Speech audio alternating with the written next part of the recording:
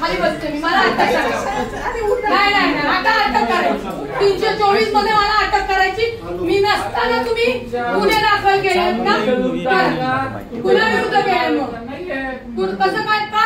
आता ती बाई म्हणली ना मी केलंय, उद्या ती म्हणाला माझ्यामुळे प्रेग्नेंट झाली तर तुम्ही तो फॉरेन्सिक रिपोर्ट पण मागवता.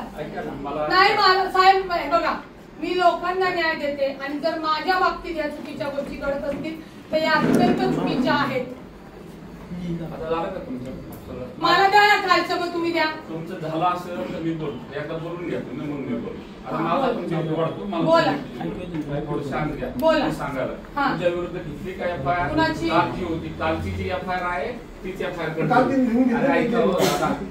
मला एका विषयावर बोलूया, लक्षात आलं का? एका विषयावर बोलूया.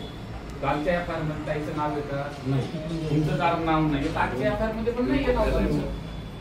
पण मग तिची कालची एफआयआर आहे तशी मिटवलेली तुम्ही घेतली, मग तुम्ही आम्हाला फोन करणं गरजेचं होतं की तुमची एफआयआर तुम्हाला द्यायची आहे का म्हणून. हे बोलव पिऊला, बोलव लगेच बोल.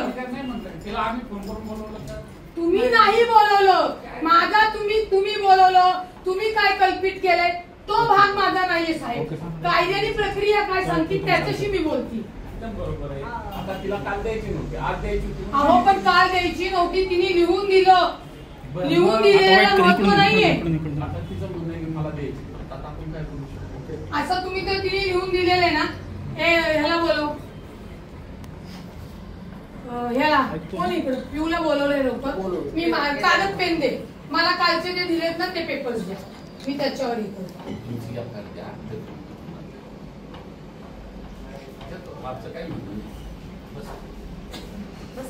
नाही फार झाल्याशिवाय नाही. मला पण न्याय पाहिजे. आम्हाला काय, आम्हाला एक कंटे समाजाचा आणि राजकारणाच्या ह्या चाकणकर सारख्या बाईच्या हे करायचं तर ठीक आहे, तिलाही दाखवते. मी आत्ता आलो सत्तेचा गैरवापर करायला मला नाही जमत. हे म्हणून मीडियावाल्यांना सांगते, माहिती घेऊन करत जा. ते पेपर मागत नाही तुम्ही आणि तुम्ही करता, मग कसं सर्वसामान्यांना नाही मिळणार आहे? हे तिला कळत नाही का बोलवलेलं?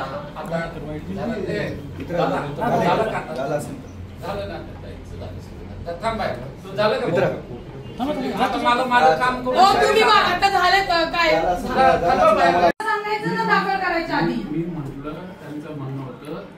हिला घेऊन ये पिऊला, ती भावांच्या विरुद्ध पहिली तक्रार घ्यायची काळजी होती. मग काय केलं तुम्ही काल इथं? म्हणजे ती येणार, ती तुमच्या समोर बसणार, दोन्ही तक्रारी. मग काय तू क्रॉस कंप्लेंट होते ती दोघांची. मग दोघांनी मागण्या ऐका, दोघांनी तुमच्या समोर सांगितलं की आमची तक्रार नाही. बरोबर आहे. मग आमची तक्रार नाही म्हणल्यानंतर आता ती येणार, आता परत ती आली आणि म्हणणार नाही मी तक्रार मागं घेते. मग काय करताय साहेब? म्हणजे मी हेच खेळत बसू का? म्हणजे आयोगासारखं पोलिसांचं डोकं झाले का?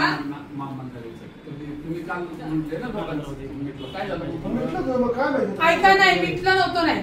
इथं काय प्रोसिजर केली तुम्ही मिटण्याची?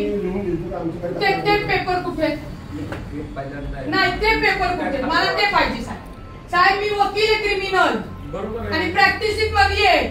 मी राजीनामा दिला प्रवक्ता पदाचा, आता मी नाही कोणाला हे करणार. आता दुसऱ्या मिनिटाला ट्विट करून सांगते राजीनामा दिला. हे सरकार कशा पद्धतीने चालतं आणि पोलीस काय काम करतात ही पद्धत आहे. इथं नाही मारलं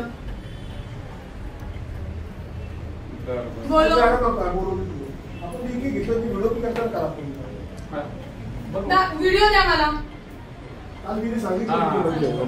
मला व्हिडिओ द्या. हे बोला सगळी